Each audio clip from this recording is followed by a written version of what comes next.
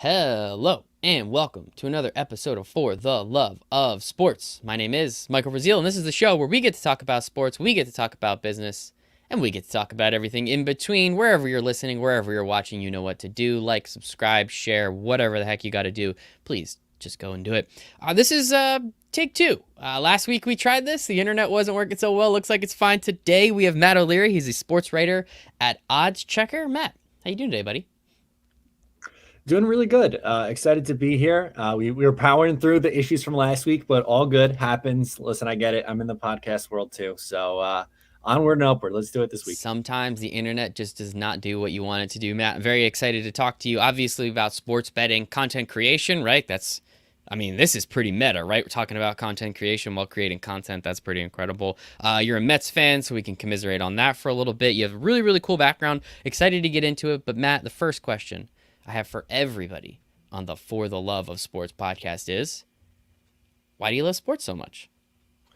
Wow. Okay, that's like a really deep right? question. It's a really great first question. I figured it out, and I've been proud of myself for like the last year and a half. So keep pumping my tires. I'm not angry about it. There you go. I love that. So I would have to say, ever since a young age, I've been a competitive person. I wasn't the best athlete growing up, but I always had, I don't know, just that edge. I wanted to win. Like, I didn't care if it was, recess and we're playing kickball. Like, I would be the kid like diving, head first and trying to, like, I don't know, get extra bases in like the third grade, crazy stuff like that. Like, just way over the top, gym class hero.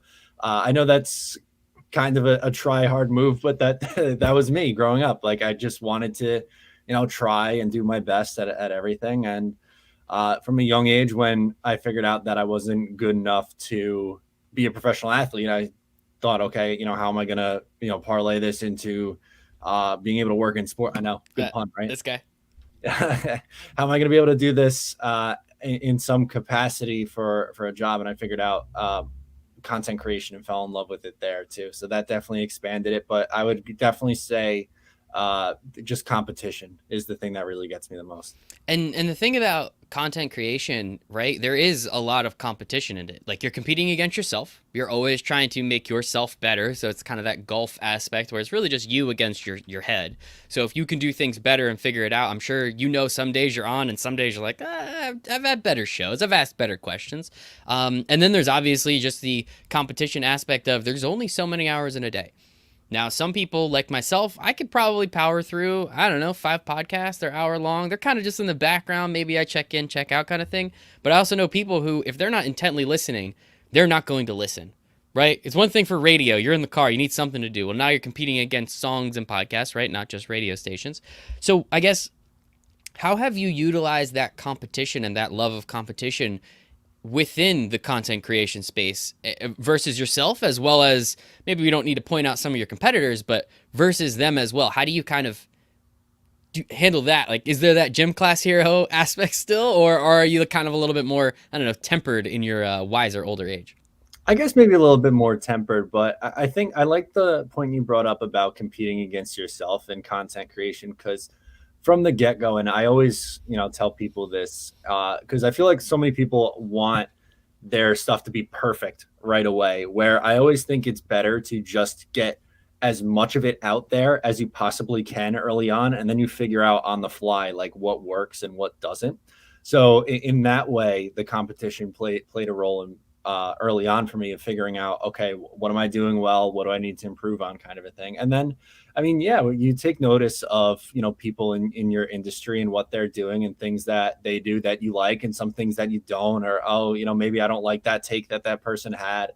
So I'm going to spin it another way. But it definitely, competition definitely plays a role in this industry as well. I mean, the biggest one, I think, truly is against yourself and trying to better yourself and better your content, just, working at it every single day. So on that note, how do you like pat yourself on the back when you believe you deserve it, and go hard on yourself when you believe you deserve it? Because I think there's a lot of people out there, and I talk to a lot of colleges. I go and try and speak to colleges and college students specifically about this point, because so many people are like, oh no, like only 5 people are going to listen to the first one. It's like, yeah, Well, I want 100 people to listen to the first one. So that's not how it works, right? You didn't start podcasting at the beginning of podcasting. Those guys are all crushing it. You're entering a saturated market. Like how do you get people to understand that aspect of you just got to start, but then the how do you improve, right? Because you're always going to compare yourself to those other guys. You're going to compare yourself to Mike Greenberg. Dude, you're not Mike Greenberg. He's been doing this thing for 10,000 hours.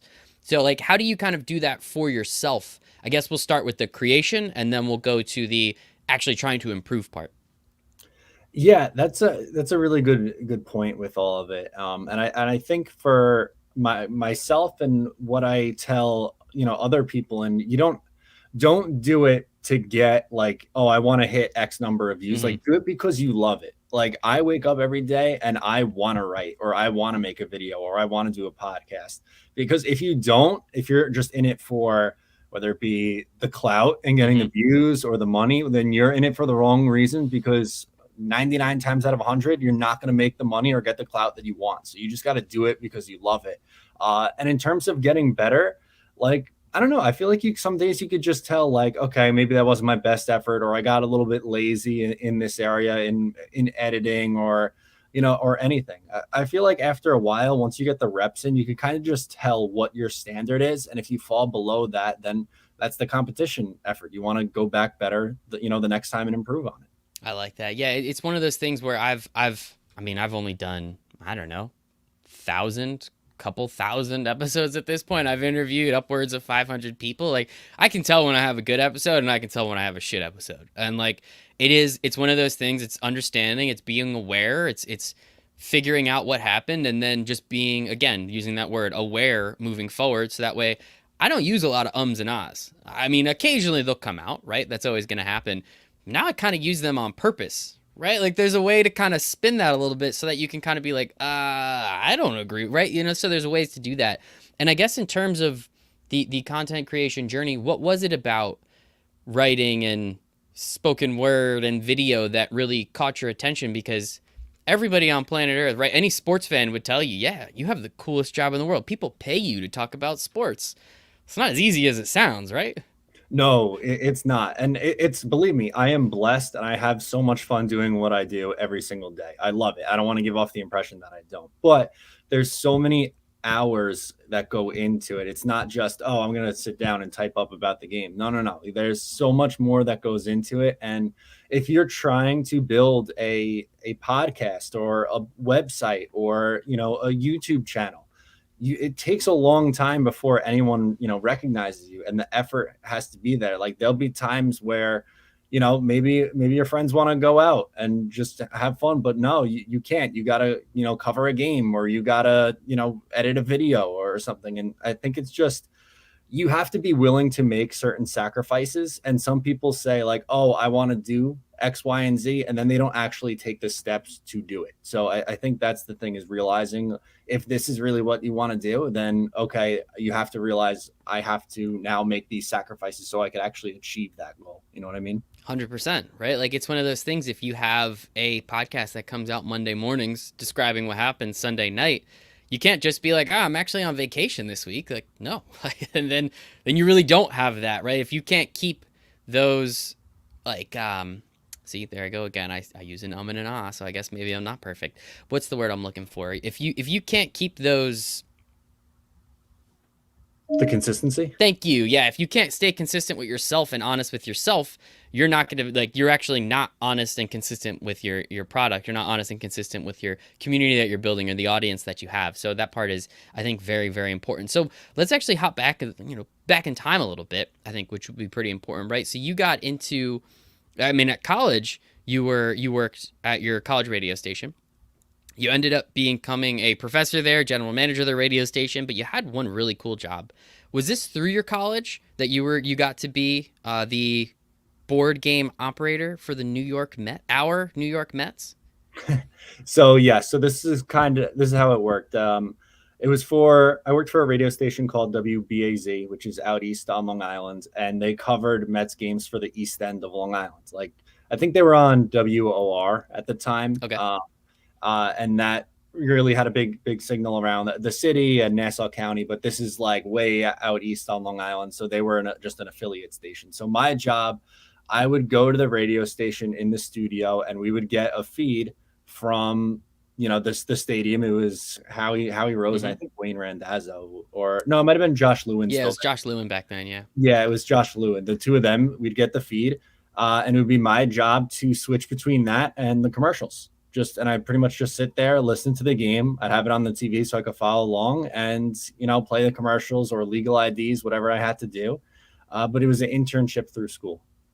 Is that so? It was the year after they went to the World Series. Just for a little context, this is 2016 for everybody. So right, we're on top of the world. That was, I cried. I'll be honest. I cried when they lost that last game. I wanted Harvey to stay in for the ninth. I mean, I didn't want him to stay in after the walk and after the double, but whatever. I digress.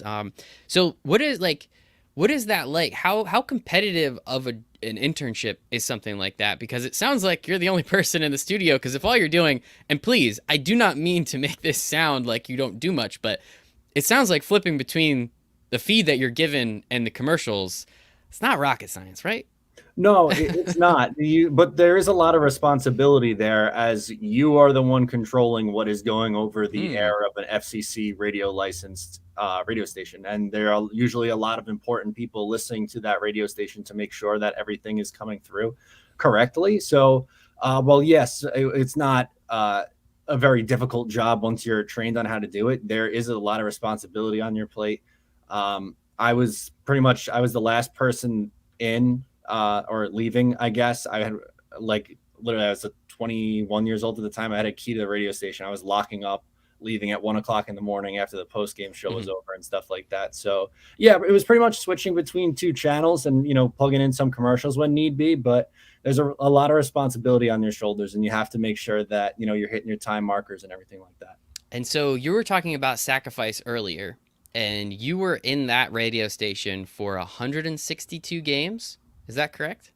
I didn't do every game. There was a rotation. I would probably do it 3 or 4 times a week. Okay, I so would say. at 21 years old, people, let's kind of put that into context. Like, what were you doing 4 days a week at 21 years old in college? Right. That no, that's You're probably not sitting in a radio station from, I'm assuming, what, 5, 6 o'clock to 1 o'clock in the morning, right? yeah. So how it would work was because it was over the summer. It was the summer before my last semester. I graduated in December of Oh, that was like the best semester. yeah. It Good for was you, man. Wow. yeah. It Good for you. really I worked it out pretty good. So I would go to the college radio station, and I would work there 11 to 3. And then I would usually like go get something to eat, or like just, I don't know, do something for an hour. And then I would start to drive out east, which was like another hour and a half drive. So then I would get there early. I would do the pregame show. I think it was either 6 or 6:30. I would go live, do the game, then do the postgame show, drive 2 hours home, wake up, do the whole thing again the next day. Like that was my routine, my summer going into my senior year. Good for you, man. I definitely just drank a lot of beer. I That's what would I mix some did. of those. I worked, but it doesn't sound like I worked nearly as much as you did. But again, you sacrificed, and now you have a pretty cool job working at Oddschecker. So we'll get to Oddschecker in a second. I do want to touch upon one more thing before we move to Oddschecker. You also ended up becoming the sounds cooler, the professor and general manager at Five Town College, which is where you went to, the radio station there that you were the general manager of. What went into that decision? Was this just a cool opportunity? Did you always want to be a professor and run a radio station? Like, how exactly did that come about, and why was it the right position for you at the time? This is a really interesting story. So, as I mentioned, I was getting ready to graduate at the end of December of 2016. And at the school for the longest time, through pretty much the entirety that I was there, they had a really old radio station. The board was like an analog board from the 60s. It was very dated, Mm-hmm. let's say. But they were making improvements to the college. There was new ownership, and they wanted to invest heavy in the communications department. So they ended up building a brand new state-of-the-art radio station, and they needed someone full-time to run it. So as I was graduating, they offered me a position to, stay on and help get the station off the ground.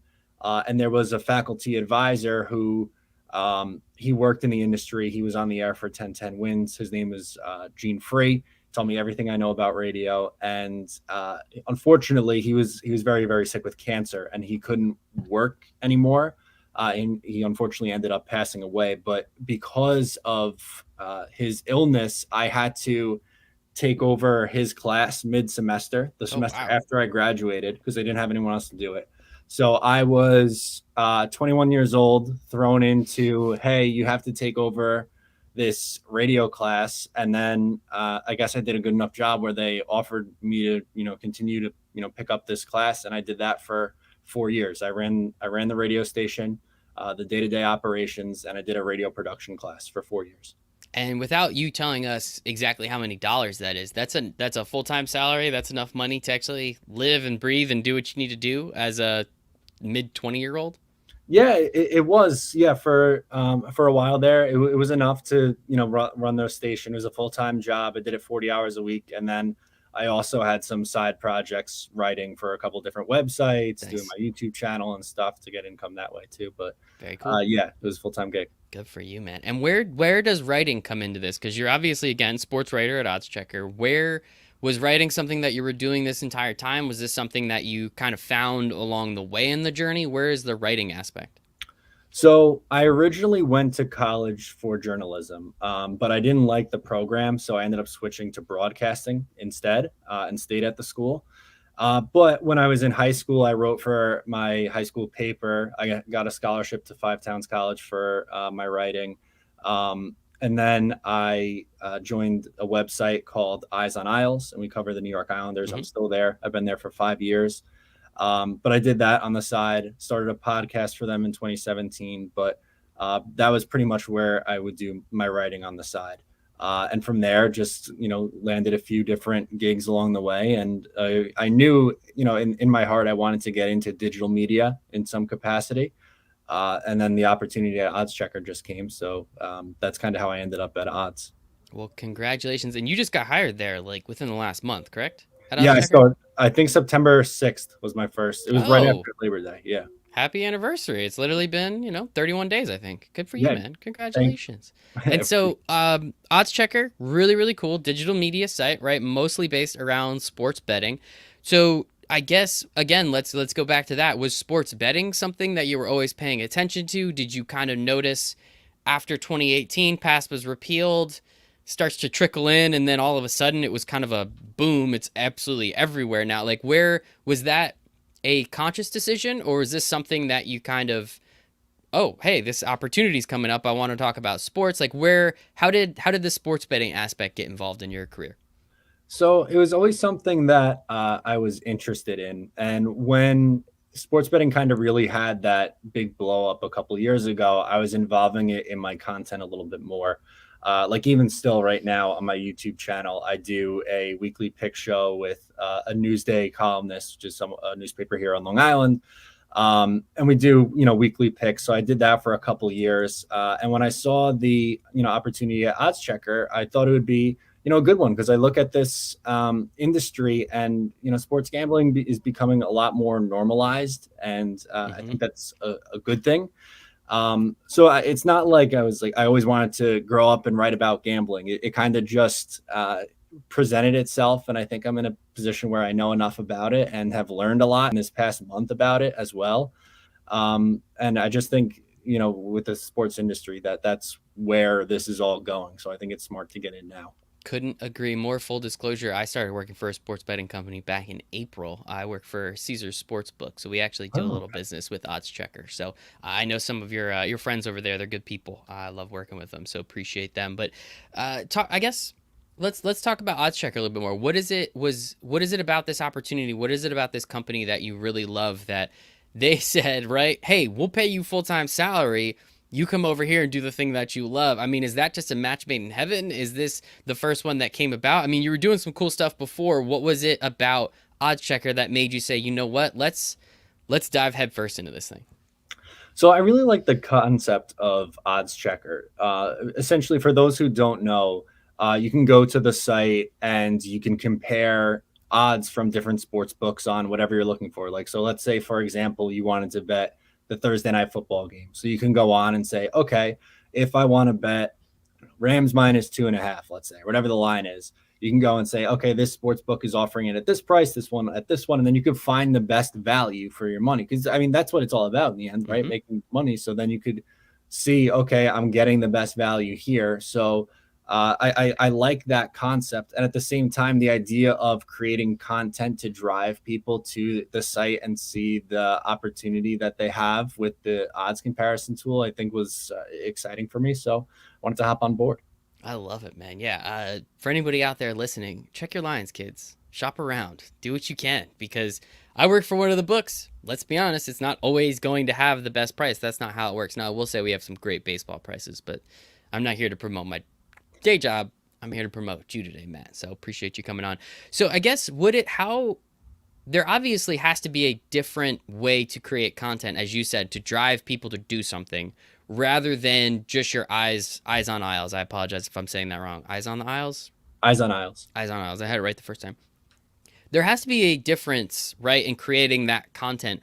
What is that? And you've been doing it for a month, so I'm sure you're not an absolute expert on it, but as you said, you've learned a lot. What are you doing differently in the content that you create here versus what you create on your YouTube page, which we're going to drop in a couple seconds, in a couple minutes, I don't know, and as well as what you're doing over at Eyes on Aisles? How does that differ, and how do you create that heavy call to action to get people to actually do something? Honestly, I feel like it's not that different. And the reason for that is because whether it's at Oddschecker or the YouTube channel or Eyes on Aisles, the goal always is to get as many people to view your work as possible. I'm not saying write clickbait, but you got to know how to write for SEO and write, catchy titles and stuff like that. So while the content, what's actually in there may be different because it's about gambling as opposed to just specifically talking about whatever team I'm covering, while that's definitely a difference, the thought still remains the same of, okay, how do I write, or what is trending now that people are looking for and stuff like that. So honestly, I haven't found too much of a difference in that area. So that's like a nice, easy transition for you. You just keep doing the thing you're really good at, and now you're making more money. I assume you're making more money. So yeah, I mean, pretty much. It's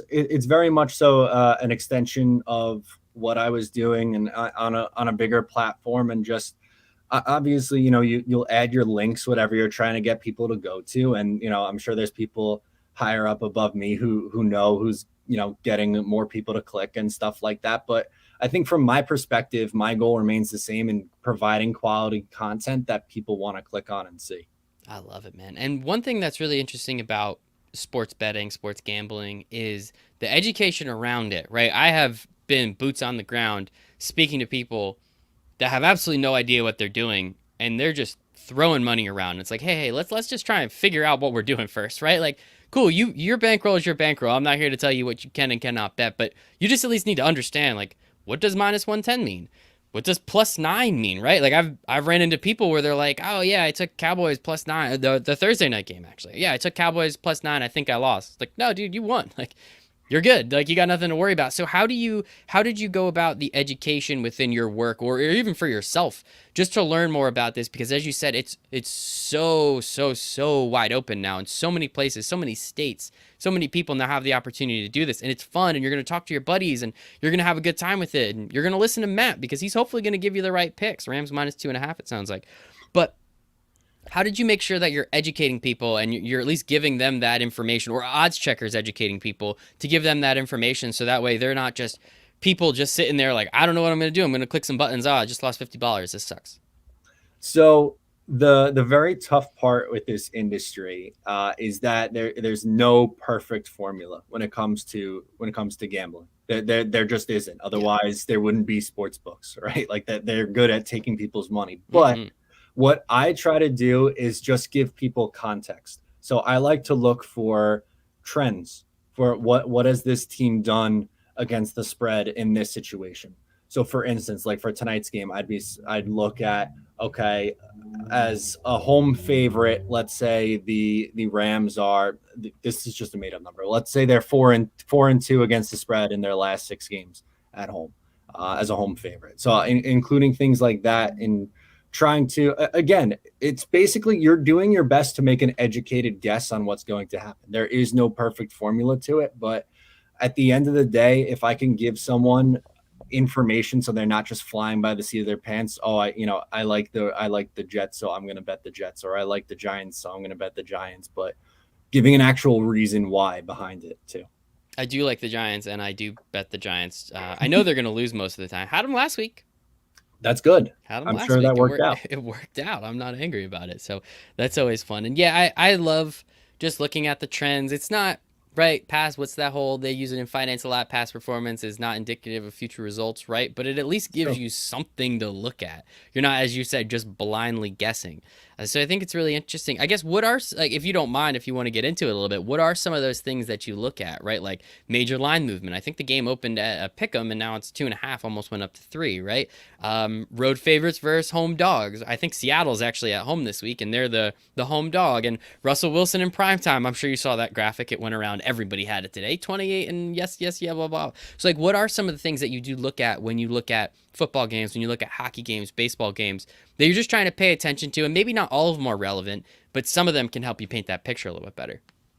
Yeah, absolutely. The big one is honestly, the past performance, whether it be as a home favorite, road favorite, all that kind of stuff. I'm very big on providing just context in general, but specific. If you want to get more into specifics, I like to look at the certain scenarios. So whether it be a favorite or another trend that I like. So a couple weeks ago, when the Patriots lost. No, excuse me, the Buccaneers lost to the Rams. They, being Tampa Bay, were 5-0 in the Tom Brady era after a loss. So providing that context of, hey, okay, after this team loses, they then perform like this. So it kind of all loops back to, there's no perfect formula here, but some of my favorite ones are home versus road splits, a cold weather team or a warm weather team going to cold weather. Love like those, that stuff matters. Indoor team versus outdoor team. Like a big one was the Saints on the road were never the same in the Drew Brees era because of what they were like in the dome versus outdoors. So little things like that, I mean, it matters. Jameis Winston as a favorite, terrible. That's why I took the Giants. Didn't actually think the Giants were going to win, but Jameis Winston is a terrible, terrible favorite. Take the points if that ever it comes up. So you brought up your YouTube page. Drop that. What is? Where can we find you on YouTube? Yes, at Matt O'Leary NY. I cover the Jets. They're my team. I try to look through it through the fans' perspective. There is some gambling involved, but it's a lot of reaction and analysis to what's going on. And so it sounds like you've been able to build up enough of a subscriber base, enough of a following, as you said, to actually make a few dollars from YouTube, which is pretty darn cool, right? Again, you get to do what you love and make some money from it. A lot of people I talk to, again, want to start a podcast, want to start a blog, want to start a YouTube page. A lot of college kids, high school kids. What is some advice that you can give to somebody that says, hey, I'm a big Jets fan. I want to make reactionary stuff about the Jets. How should I do it, Matt? Film yourself. Everyone has a smartphone now. There's zero excuse of, I don't have. Barrier to entry is very low. Yes. Yeah. I was like, take your phone, hold it sideways, please, not up and down. Record, look into the camera, record your reaction. If you have to edit it. But if you do it all in one shot, upload right to YouTube and go from there. Like, that's the very, obviously bare bones answer. Then from there you improve when you can get more equipment. But early on, especially, it's just the practice and repetition of doing it over and over and over again. And you have to remain consistent. Like, if you do 2 videos one week, disappear for a month, come back to another video, there is no way you're going to get any type of audience to stay. You have to get yourself on a schedule and stick by that, and that you'll have your best shot of succeeding at that point. Completely agree. That's a piece of advice I try and give to everyone. Be consistent. If it's once a month, stick to once a month. If you think you could do twice a month, do twice a month. Don't do, I want to do every day, and then you actually only do 3 days, and then some days you actually do 7 days, and then other weeks it's it's Christmas, so I didn't want to do anything this entire week. That's not how it works. As you've shown, You have to be consistent. You have to you have to sacrifice your time, some of the things that you might want to do to actually get to where you want to get to. Because if you're not going to be not willing to sacrifice, you really don't want it that bad, because there's a lot of other people out there that are willing to sacrifice and are willing to go that extra mile. They're the pages that are going to get a little bigger, and it sounds like yours. So make sure we go to Matt O'Leary NY. Correct? Did I get that right? You got it. I'll put that in the show notes for everybody that wants to check it out. If anyone else out there is a Jets fan, I actually had Mike Tannenbaum on this show a couple weeks ago, which was pretty Oh, no cool. way. Former GM of the Jets. So if you're looking for guests, maybe I can connect you with his PR agency, and then you can have him on your show. I don't know. That would be very cool. Interesting. See how we did that? Networking in real time, people. This is good. Networking in real time. Last thing, I want to talk a little bit more about hockey, because you're a big hockey guy. Hockey on ESPN. Kind of cool, right?